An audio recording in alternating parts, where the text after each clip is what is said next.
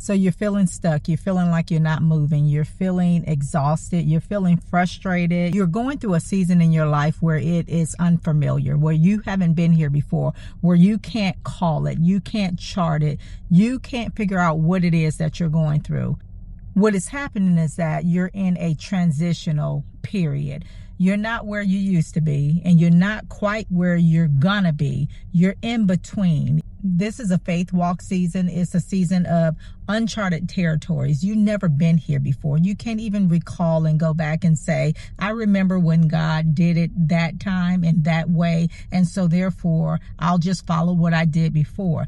Now, he has done some things for you in the past, but it hasn't been like this. This is different. So in this season, we have to trust God with all that we have. We're going to have to learn how to hear his voice and know his voice precisely in this season. So therefore, you have to be listening for him.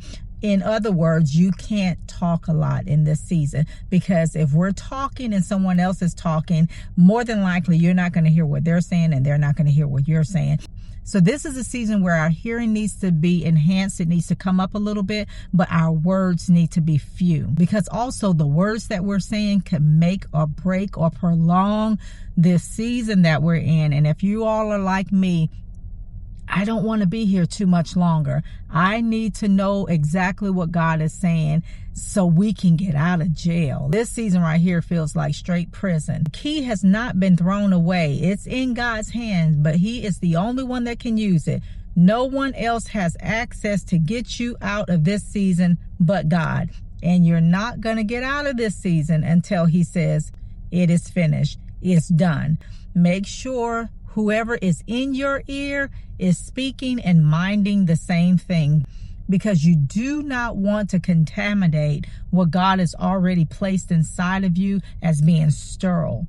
Because if you are in the wrong place at the wrong time, more than likely you're going to pick up on something, and it's going to cause a delay in you getting to where you need to be. Because when we are quarantined, when we are sick, when we are infected, we can't go anywhere. You have to stay inside until you get well. And then you also do not want anyone to infect you, which will prolong your healing. You're moving, but it almost feels like you're not.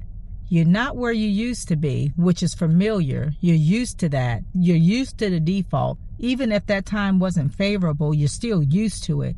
This right here is different. It's like manna. What is it? What is this that is happening? Not to some of us, to many of us at this point in time.